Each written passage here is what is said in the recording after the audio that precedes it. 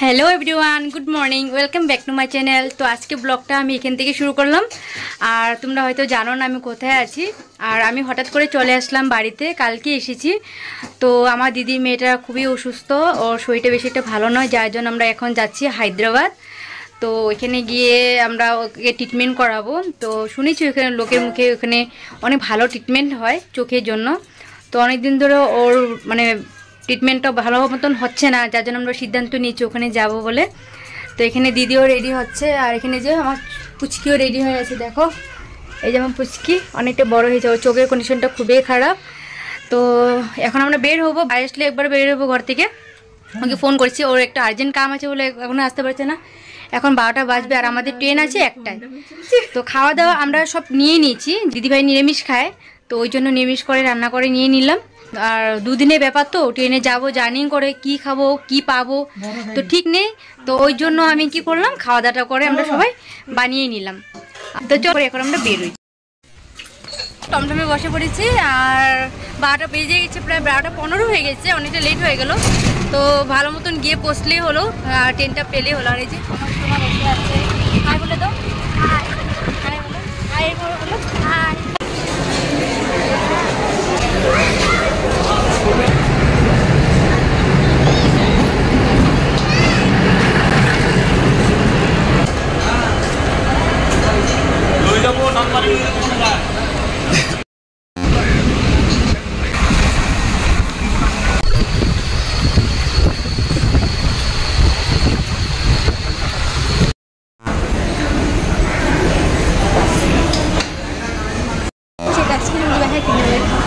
হ্যাঁ তোমার মামা আসেনি? না আসেনি।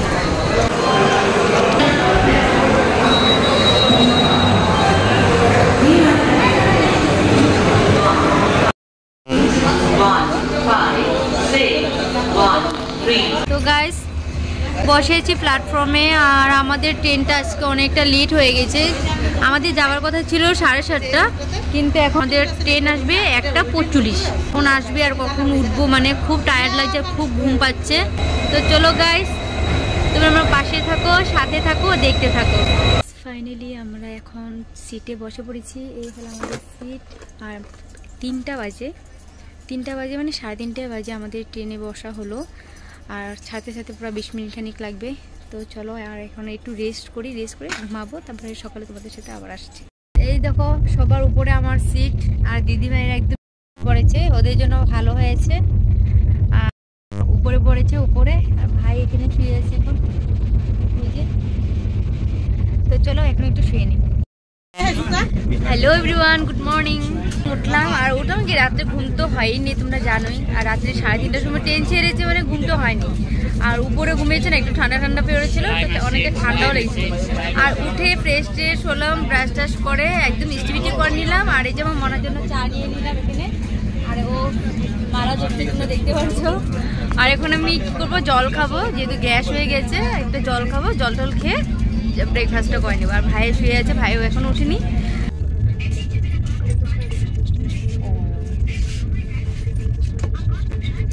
আর ট্রেনে আস্তে আস্তে কেমন করে সময় চলে যায় বলতেই পারি না। আর আমরা কুচবিহার পৌঁছে গেলাম। এই হলো Jalpaiguri station, new Jalpaiguri station. দেখো গাইস,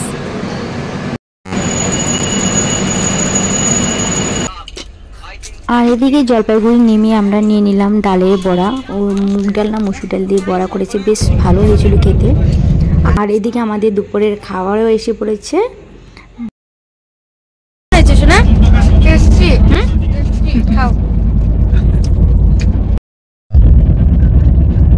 কলকাতা শহরে আমরা মোটামুটি ঢুকে পড়েছি, আর একটু পরে কলকাতা মানে মালদাতে পাবো। আর দেখো না গাইস, এখানে সূর্যের কিরণে যে আলোটা এত সুন্দর লাগছে, এত সুন্দর কি বলবো, মানে একদম অরেঞ্জ কালারও না, রেড কালার, গ্রিন কালার পুরো মিক্স হয়ে আছে।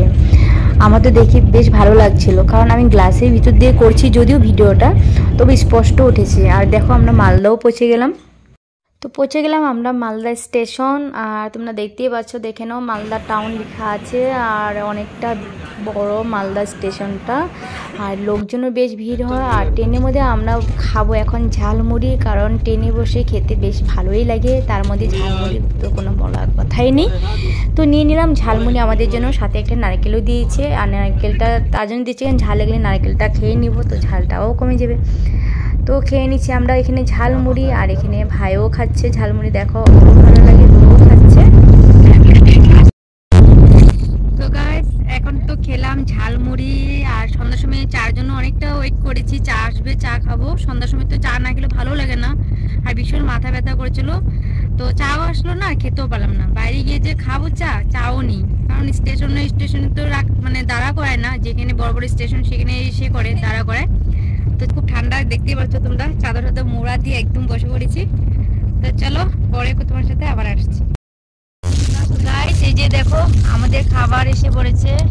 এখানে মাছ, আর এখানে একটা আলু সবজি, এখানে এক্সট্রা করে ভাত দিয়েছে, এখানে দিয়েছে একটা আলু ভাজা, এখানে আছে ডাল, এখানে আছে আচার, আর এখানে দেখো কাঁচা লঙ্কা আর লবণ। আর এই থালাটার নিচে 140 টাকা। এই হলো আমাদের রাত্রে ডিনার। তো চলো গাইস এখন খেয়ে নিই। তো খাবারটা দেখতে বেশ ভালো হয়েছে, খেলে বুঝতে পারবো।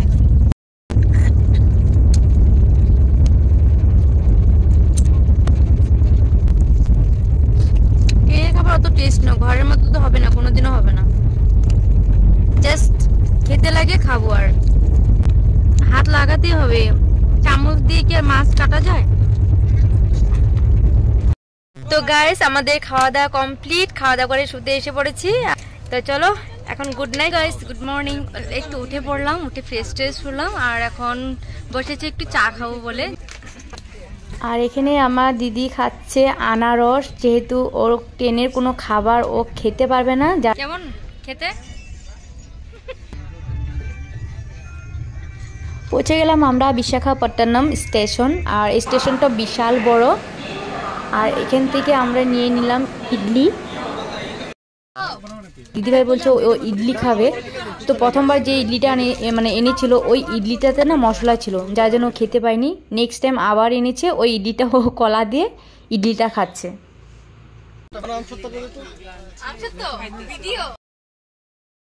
আর এখানে পুচকি ইডলি খুব মজার সাথে খাচ্ছে, কারণ ওর এগুলো বস্তু না খেতে অনেকটা ভালো লাগে। ওই চিকেন বিরিয়ানি বলো, চিকেন বলো, মাটন কষা বলো, ইডলি বলো, চাউমিন বলো, যাই দাও, ওর এগুলো স্পাইসি বস্তু অনেকটাই ভালো লাগে। তো বলছে যে আমার তো খুব ভালো লাগছে। আর এখানে আমিও একটু খেয়ে দেখলাম, তো অতটা ভালো লেগেনি। তো আমি এখানে চাটাই নিয়ে নিলাম, আর যেহেতু আমার চা না হলেও হবে না, তো আমি ওইখানে চাটা একটু খেয়ে নিচ্ছি। আর পুচকিকে একটা চা দিয়েছি, ও পুচকিতে চা খাচ্ছে।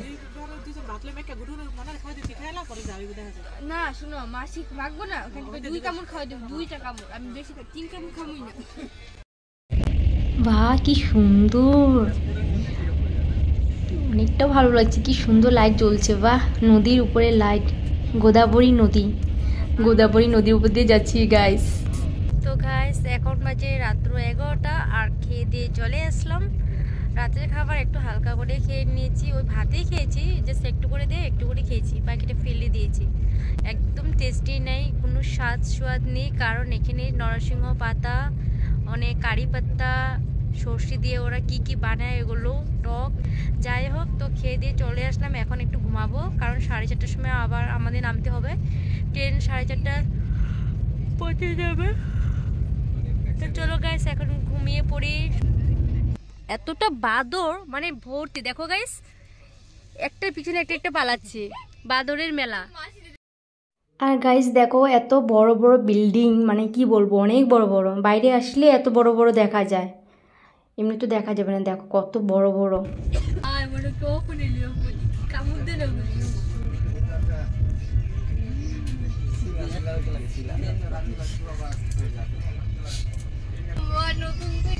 শেষমেশ আমরা সিকান্দারবাদ স্টেশন এসে পৌঁছালাম।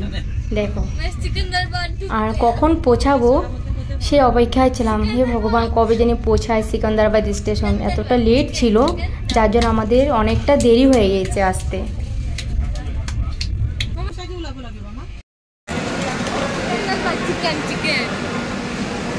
বাবা ফাইনালি আমরা পেয়ে গেলাম, তাই না?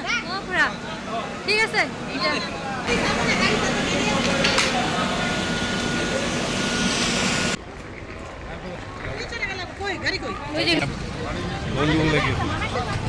আর স্টেশন থেকে মানে নেমে কী করবে যে এখানে না অনেক মানে অ্যাপে থাকে, তারপর তোমার এই টেম্পুগুলিও আছে, তো ওলা বুক করে তোমরা যেতে পারো। তো আমি ওখান থেকে 300 টাকা করে নিয়ে ফিক্স করে নিয়ে নিচ্ছি, 300 টাকা নেবে আমাদের থেকে। তো 200 250 টাকায় নেয়, তো ওরা 300 টাকায় নিয়েছে, 250 টাকা মানে মাস্ট লাগবে 250 টাকা। তো উঠে বললাম আমরা অটোতে, আর অটোতে পৌঁছে একদম যাব এখন এলবি প্রসাদ, যেখানে আমরা রুম বুক করেছি ওখানে যাব। আর এলবি প্রসাদের সামনে আমাদের রুম।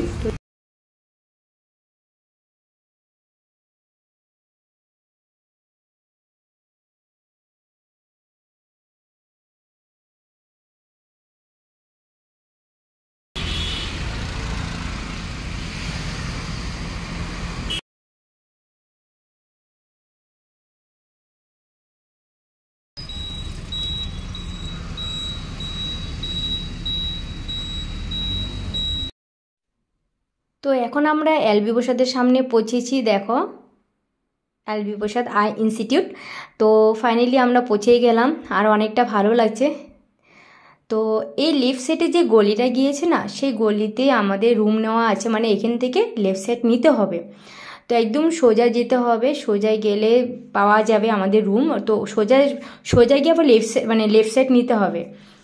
আর এই গলিটাতে না অনেকগুলো হসপিটাল আছে, যেমন এখানে একটা লেখা আছে পার্কলেন হসপিটাল,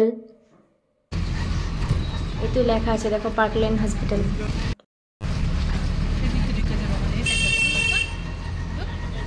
তো সোজা আস্তে আস্তে তোমরা একটা ফার্মেসি দেখতে পারবে এই গলিতে, মানে ঘরে একটা ফার্মেসি, আর সাথে অনেকগুলো গ্রসারির দোকান আছে, সাথে একটা বালাজি হোটেল আছে, এখানে বাঙালির খাবারও পাওয়া যায়, তোমরা ইচ্ছা করলে এই হোটেলেও খেতে পারো। আর রাইট সাইডে যে গলিটা দেখেছো না, এখানেও রুম আছে, যদি তোমরা চাও এখানেও নিতে পারো। তো আমরা প্রথম রুমটা না, ওনার রুমটা পার করে চলে গিয়েছি, যার জন্য উনি আসছেন, এই যে দেখেছেন না, উনি হলো ভারত ভাইয়া, মানে ওনার লজে আমরা আসছি, উনি আমাদেরকে নিতে আসছেন, যেহেতু মানে টমটম দাদা একটু মানে অনেকটা আগে চলে গিয়েছিলেন, তো ওনাকে বললেন যে আপনি এখানে দাঁড়ান, আমি আসছি।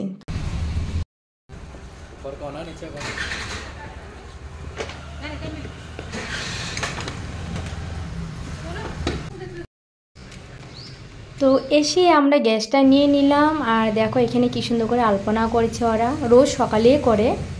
আর এ হলো আমাদের লজ, পিঙ্ক কালার, দেখে নাও।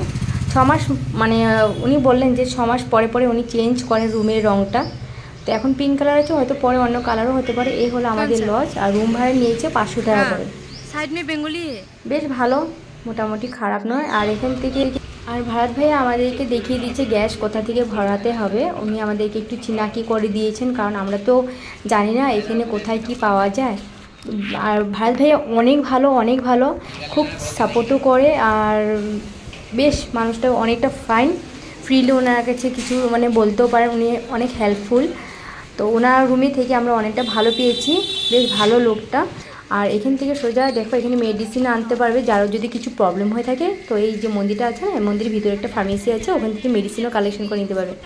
এই তো ভারত ভাই আমাদের সাথেই যাচ্ছে, তোমরা দেখতে পারছো, আর সাথে আমার ভাইও আছে। এই তো হলো বালাজি হোটেল। আর এখানে টিকিটও কাটার সুবিধা আছে, এখান থেকে তোমরা টিকিটও কাটতে পারবে।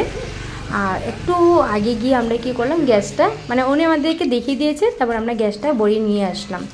আর গ্যাসটা পুরো একটা সিলিন্ডারে ভরিয়ে দিবে, আর একটা সিলিন্ডার ভরাতে আমাদের থেকে নিয়েছে 300 টাকা, মানে 300 টাকা করে ভরিয়ে দিবে, পুরো ফুল মানে ভরিয়ে দেয় 300 টাকা। এখন কত টাকা আছে জানি না, কিন্তু আমাদের মোটামুটি 1 সপ্তাহখানিক চলেছে 300 টাকায় গ্যাস। তো গ্যাস আমাদের ভরানো হয়ে গেল, এখন আমরা যাব রুমে। আর চলো গাইস, এখন আমরা রুমে যাই।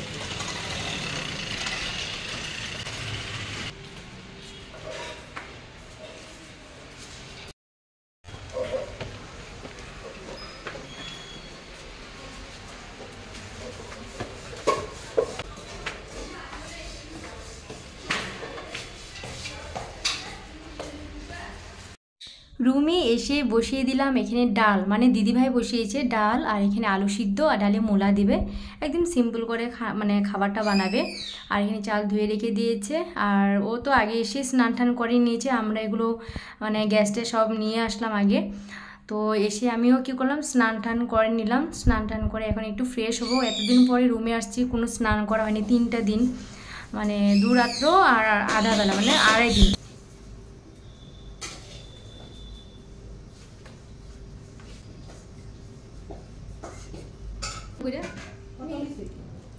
জলে এতদিনে আমি মুখ ধুতে পারিনি, না ক্রিম লাগাতে পেরেছি না কিছু।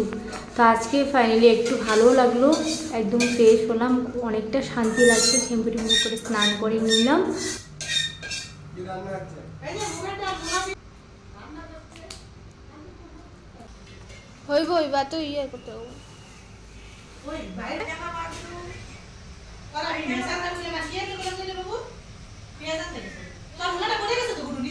আমি দেখছি। তো গাইস দেখো, স্নান টান করে একদম ফ্রেশ হলাম, অনেকটা টায়ার্ড লাগছে, খুবই খারাপ লাগছে। কারণ 3টা দিন আমরা ট্রেনেই ছিলাম, আর 3টা দিন ট্রেনে থাকার পর তোমরা জানোই যে শরীরে কি অবস্থা হতে পারে। তো এখন এসে সব কাপড় চোপড় ধুয়ে দিলাম, ধুয়ে উপরে ছাদ আছে, আমরা যে রুমটা নিয়েছি ওইখানে।